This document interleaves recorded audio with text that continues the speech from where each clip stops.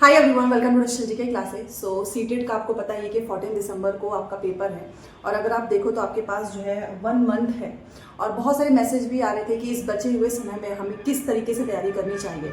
And बहुत सारे students हैं जो अब अपनी प्रिपरेशन स्टार्ट करना चाहते हैं। तो क्या आज से अगर आपने पढ़ाई की तो आपकी तैयारी हो सकती है? तो जी हाँ। अगर आप इस चैनल पे आए हैं तो मैं आपको पहले ही बताना चाहूँगी कि डेली शाम को 6 बजे हमारी सोशल साइंस की क्लास होती है, क्योंकि मैं आपको पेपर 2 सोशल साइंस डेली पढ़ाती हूँ और ऑलमोस्ट हमने कंप्लीट कर लिया है। इवन इसके नोट्स भी हैं, आपको नंबर पे मिल जाएगा। देखिए, जो बचा हुआ समय है इसमें आपको स्मार्टली पढ़ाई करनी है। बहुत सारे रिकॉर्डेड वीडियो इकट्ठा करके अगर आप सोच रहे होंगे कि पहले इसको लिख लेते हैं फिर याद करेंगे, तो ये बहुत बड़ी मिस्टेक होगी। क्योंकि बचा हुआ समय अगर आप सोचो तो 30 डेज ये केवल सिर्फ आपको नई चीजें पढ़ने के लिए नहीं है। अगर आप सोचो कि सिर्फ पढ़ते जाएं नहीं, इससे ज्यादा आपको याद करना है, रिवीजन करना है, प्रैक्टिस करना है। तो इस 30 दिन में आपको किस तरीके से अपनी तैयारी कंटिन्यू रखनी चाहिए जिससे कि आपका सीटेट जो है फर्स्ट अटेम्प्ट में या फिर आपने पहली बार जुलाई में दिया हो, जनवरी में दिया हो, आपका नहीं निकल पा रहा है, तो इस वीडियो से आपको सच में बहुत हेल्प मिलेगी। चैनल को सब्सक्राइब कर लीजिएगा अगर आप सच में सीटेट को क्लियर करना चाहते हैं, क्योंकि हम सिर्फ सोशल साइंस की नहीं बाकी के सब्जेक्ट्स की भी मैराथन करने वाले हैं। 1 से 2 वीडियोस में भी अगर आपने अभी स्टार्ट किया होगा तो भी आपका बहुत अच्छे से रिवीजन हो जाएगा, बट उसकी पढ़ाई आपको पहले से करनी होगी। देखिए, सबसे पहले तो मैं आपको बोलूंगी कि देखिए, आपको पता है कि पेपर 1 है, चाहे वो पेपर 1 हो, ठीक है, या फिर आपका पेपर 2 है। इसमें कुछ चीजें कॉमन है क्योंकि बहुत सारे ऐसे भी स्टूडेंट्स हैं जिन्होंने दोनों फॉर्म भरा है। अब इसमें आप देखो तो इन दोनों में आपका सीडीपी जो है वो सेम है। तो ऐसा नहीं है कि आपको सीडीपी जो है कुछ अलग से पढ़नी है, सीडीपी सेम ही है। हाँ, ये जरूर है कि कुछ क्वेश्चंस आपने देखा होगा कि पेपर 2 में थोड़े अच्छे खासे लेवल के पूछे जाते हैं। तो आप ये करिएगा कि दोनों अगर आपने फॉर्म भरा है तो आप पेपर 2 के ज्यादा से ज्यादा क्वेश्चंस की प्रैक्टिस करें। अब सीडीपी को आप कम समय में कैसे तैयार कर सकते हैं? तो मुझे ऐसा लगता है कि सीडीपी में आप जो 3-4 थ्योरीज हैं जैसे कि पियाजे, वाइगोस्की, कोहलर, ये सब इनसे ज्यादा क्वेश्चंस पूछे जाते हैं। कई बार जो है गार्डनर से भी क्वेश्चंस पूछ लिए जाते हैं, बट पियाजे, वाइगोस्की से आपको क्वेश्चंस ज्यादा देखने को मिलेंगे। तो आप इन टॉपिक्स को पढ़ लो और क्वेश्चंस की प्रैक्टिस ज्यादा करो, क्योंकि अगर आप सीडीपी में सच में 30 में से 30 लेकर आना चाहते हैं तो आपको प्रीवियस क्वेश्चंस की प्रैक्टिस करनी है, ठीक है। क्योंकि बचा हुआ समय है तो आप इसमें बहुत सारी थ्योरीज नहीं इकट्ठा कर पाएंगे, ना ही आप चीजें लिख पाएंगे। तो इसलिए आपको ये कोशिश करनी है कि 1 महीने में अगर आपने ऑलरेडी पढ़ा हुआ है तब तो बहुत अच्छी बात है, आपको सिर्फ रिवीजन करना है, सिर्फ प्रैक्टिस करना है। बट अगर आपने आज से स्टार्ट किया है तो आप कोशिश ये करो कि जो इंपॉर्टेंट थ्योरीज हैं सिलेबस में आप उसको नोट कर लो, शॉर्ट फॉर्म में नोट करिएगा, बहुत डिटेल में मत जाइएगा, क्योंकि अब डिटेल में चीजें पढ़ने वाली नहीं है। क्योंकि बस सीडीपी नहीं है, अगर आपने दोनों भरा है तो आपको दोनों के सब्जेक्ट्स भी पढ़ने हैं अलग अलग। तो आपको क्वेश्चंस की प्रैक्टिस ज्यादा करनी है, जो भी आपको नहीं आता है आप उसको शॉर्ट में लिखते जाए ताकि रिवीजन करने में आसानी हो। उसके बाद से आपने देखा होगा कि लैंग्वेज 1 एंड लैंग्वेज 2 ये भी आपका दोनों पेपर 1 एंड पेपर 2 में कॉमन है। इसके लिए तो मुझे ऐसा लगता है कि आपको बहुत सारा समय देने की जरूरत नहीं है। आप बस एक काम करो कि पैसेज की डेली प्रैक्टिस कर लो, क्योंकि देखिए, आपने अगर पैसेज की प्रैक्टिस की है तो आपकी स्पीड बढ़ेगी, आपको समझ में आएगा। तो आपको पैसेज की प्रैक्टिस करनी है सो दैट आप दोनों का अच्छे से कर पाएं। एंड इनकी जो पेडागोजी है इसको भी आपको अलग से नहीं पढ़ना है, स्मार्टली पढ़ाई तभी मैं बोल रही हूँ। आप सिर्फ प्रीवियस क्वेश्चंस कर लीजिए, आपका दोनों का लैंग्वेज अच्छे से तैयार हो जाएगा। एंड यकीन के साथ मैं कह सकती हूँ, क्योंकि प्रीवियस क्वेश्चंस अगर आपने किया है तो आपका आराम से 25+ स्कोर आप इसमें कर सकते हैं, ठीक है। एंड उसके बाद आपका ईवीएस है। तो ईवीएस में आपको पता है कि एनसीईआरटी पढ़नी होती है। तो अगर आपके पास समय है तो आप 3 to 5 की जो एक समरी आती है 10 से 15 पेजेस में, आप वो भी एनसीईआरटी की ही होती है, आप उसको पढ़ सकते हो। अदरवाइज नहीं है समय, क्योंकि पेपर 2 में भी आपका मैथ साइंस होगा या फिर सोशल साइंस, तो आप ईवीएस में कर सकते हो कि प्रीवियस क्वेश्चंस करते जाइए। जो चीजें आपको नहीं याद आती हैं, नहीं याद होंगी, आप इसे कॉपी में नोट कर सकते हो। क्योंकि आपको पता है कि अगर ये 5 लेवल तक की ये होती है एनसीईआरटी, ठीक है, तो बहुत ज्यादा टफ इसमें कुछ क्वेश्चंस नहीं होते हैं। आपने ऑलरेडी चीजें पढ़ी हुई होती हैं, तो आपको केवल प्रीवियस क्वेश्चंस करना है, उससे भी तैयार हो जाएगा। अब अलग इसमें आपका है तो वो है आपका सोशल साइंस, ठीक है। दूसरा है आपका math and science. And in दोनों से ही आपके 60 नंबर के क्वेश्चंस पूछे जाते हैं। 40 आपका एनसीईआरटी, 20 आपका पेडागोजी, दोनों में ही।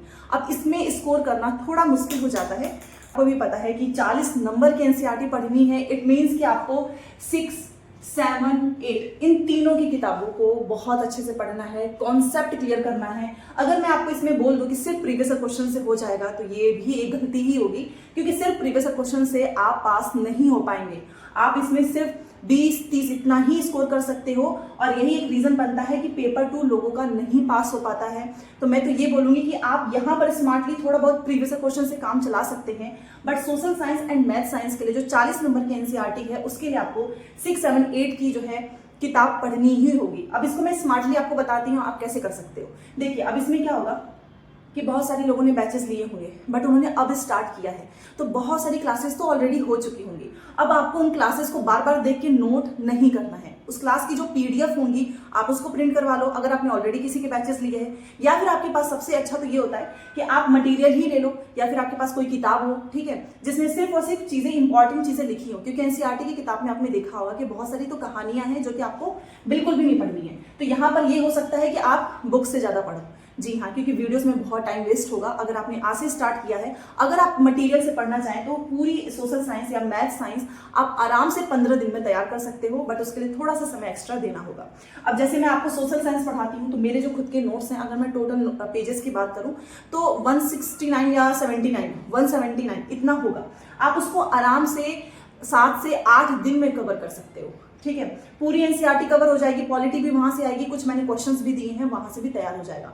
मैथ साइंस के लिए भी आपको वही करना है, आपको साइंस के इंपॉर्टेंट चीजें पढ़नी है, मैथ्स के क्वेश्चंस की प्रैक्टिस करनी है, बट कॉन्सेप्ट जरूर क्लियर करना। सिर्फ प्रीवियस क्वेश्चन से अगर चले जाओगे तो 20-25 से ज्यादा नंबर नहीं आएगा। इन दोनों के लिए आपको थ्योरी अच्छे से पढ़नी होगी और इसीलिए पेपर 2 थोड़ा सा टफ माना जाता है कंपेयर टू पेपर 1।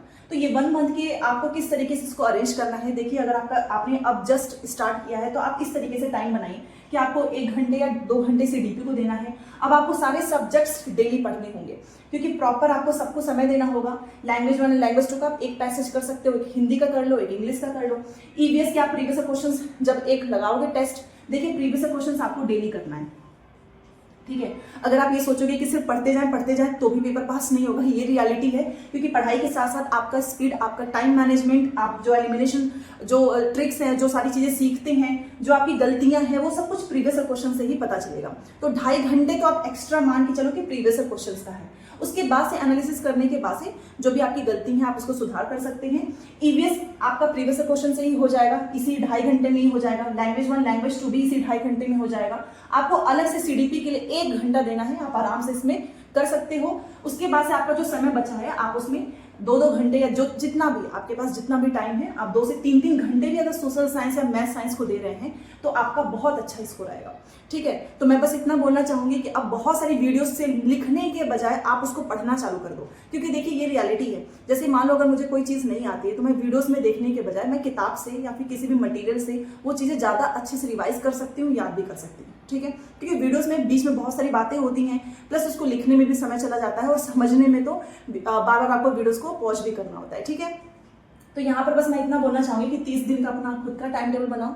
अब ये आपको पता होगा कि आपके क्या सब्जेक्ट तैयार हैं, क्या सब्जेक्ट्स नहीं तैयार हैं। एक बार आप कॉन्सेप्ट क्लियर करते जाएं, बीच बीच में आपको टैग वर्ड्स बहुत सारी चीजें वीडियोस आएंगी, पैसेज वाली भी वीडियोस आएंगी, पैसेज की जो ट्रिक है, एंड हर सीडीपी हो गया, लैंग्वेज, ईवीएस, सोशल साइंस, इनकी भी क्लासेस, सोशल साइंस की तो डेली होती है, मतलब इनकी जो 1 लाइनर इंपॉर्टेंट चीजें होती हैं जो कि एग्जाम में बार बार पूछा जाता है, उसकी क्लास जरूर आएगी, ठीक है। तो अगर आप इस सारी चीजों को फॉलो करते हैं तो भी आप आराम से 120 लेकर आ सकते हो, 120 प्लस भी। अब ये आपके ऊपर डिपेंड करता है कि आपको किस सब्जेक्ट को कितना टाइम देना है।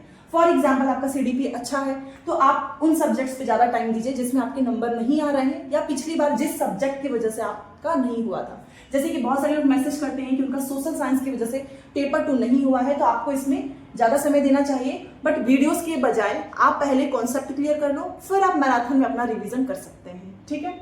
तो सारी चीजें मैंने यहाँ पर बताई हैं, आपको कैसा लगा प्लीज मुझे कमेंट करके बताओ। एंड 6 PM हमारा आज क्वालिटी की क्लास है, तो प्लीज क्लास में जरूर जुड़े। जो भी डाउट्स हो कमेंट करके आप पूछ सकते हो। आप सोशल साइंस के नोट्स के लिए व्हाट्सअप करिएगा, उस पर आपको नोट्स पे मिल जाएगा। मिलते हैं नेक्स्ट क्लास में, थैंक्स फॉर वॉचिंग। एंड हाँ, नोट्स के लिए मैसेज आता है कि क्या हिंदी इंग्लिश दोनों मीडियम में है, तो जी हाँ, प्लस प्राइस भी काफी कम रखी गई है ताकि हर स्टूडेंट्स तक ये नोट्स पहुंच जाए, ठीक है।